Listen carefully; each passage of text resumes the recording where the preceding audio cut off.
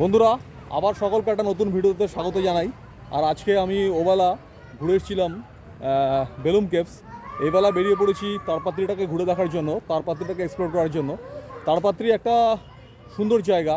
বিজয়নগর, যে সমস্ত বিজয়নগরের রাজারা ছিল তারই সমসাময়িক এই তারপাত্রির মন্দিরগুলো। তো আমি এখন একটা মন্দিরে, দেখুন এই পিছনের মন্দিরটা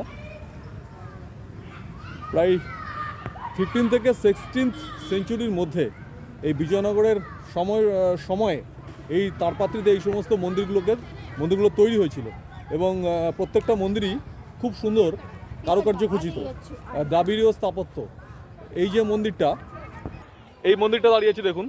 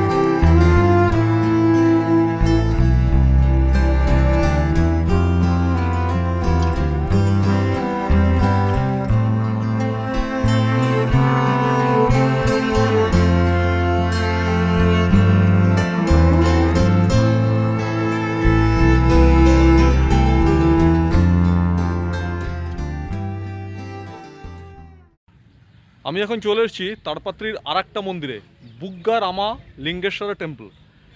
এই মন্দিরটা অ্যাকচুয়ালি শিবের মন্দির।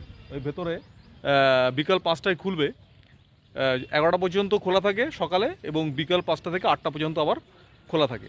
তো এখন মোটামুটি 5টা বাজতে গেল, আমি চলে এসেছি আরেকটা মন্দিরে। আর যেটা বলে দিই যে এই সমস্ত বিজয়নগরের রাজাদের সময় এই তারপাত্রির মন্দিরগুলো কিন্তু তৈরি হয়েছিল, এবং এটা অ্যাকচুয়ালি শিবের মন্দির। এবং পাশে একটা নদী আছে, যে নদীর নাম হচ্ছে পেন্না রিভার। একটা সময় তারপাত্রির এই মন্দিরগুলো কিন্তু ভারতের ইতিহাস এবং সংস্কৃতির দিক থেকে কিন্তু অনেকটা এগিয়ে ছিল। তো ব্ল্যাক যে স্টোন, সেই ব্ল্যাক স্টোনের উপরে অসাধারণ সুন্দর কারুকার্য খচিত এই সমস্ত তারপাত্রির মন্দিরগুলো। চলুন ভিতরে মন্দিরগুলো দেখি। একটা রথ রয়েছে, এখানে সমস্ত ওল্ড স্টোনের উপরে কাজ।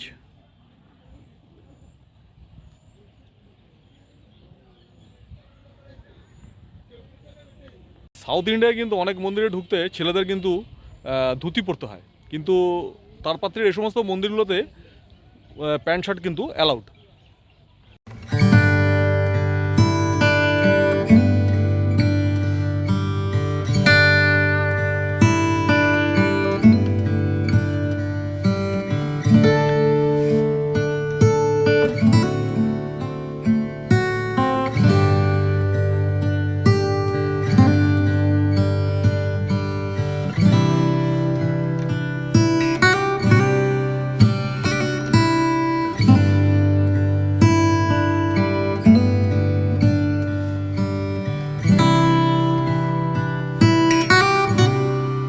তারপাত্রির এই সমস্ত মন্দিরগুলো তৈরি হয়েছিল বিজয়নগর সাম্রাজ্যের সময়ে, কিন্তু এই মন্দিরটা তৈরি করেছিলেন অ্যাকচুয়ালি রামালিঙ্গ নাইডু 1490 থেকে 1509 সালের মধ্যে।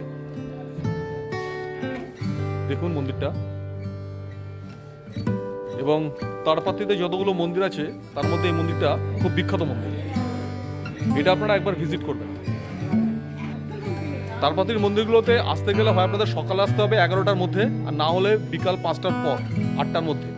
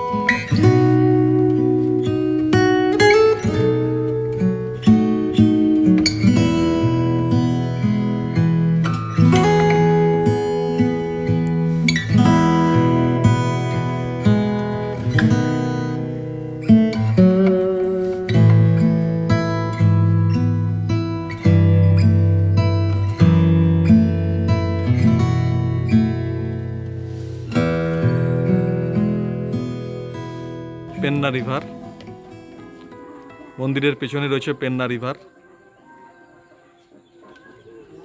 ওদিকে সূর্য অস্ত যাচ্ছে।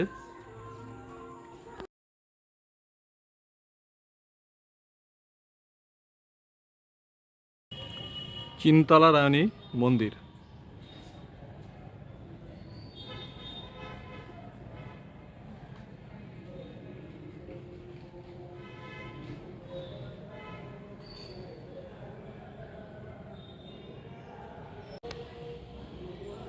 বন্ধুরা, তারপাত্রীর এই ভিডিওটা খুবই ছোট হয়ে গেল, কিছু করার নেই।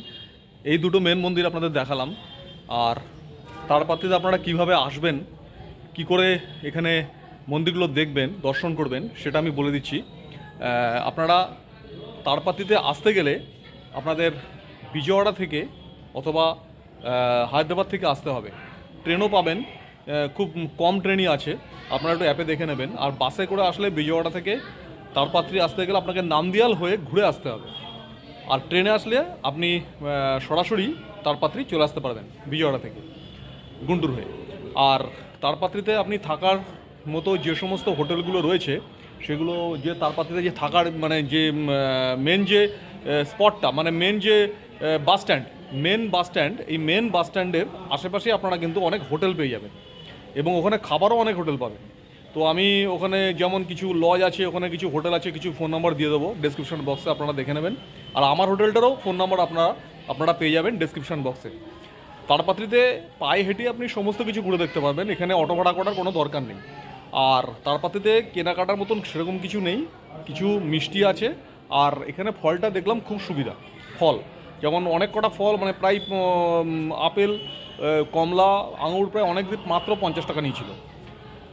এখানে দাম মোটামুটি সাধ্যের মধ্যেই, শ্রীশৈলমের থেকে এত বেশি না, যেহেতু এটা ট্যুরিস্ট স্পট ঠিক নয়, এখনও হয়ে ওঠেনি তারপাত্রী।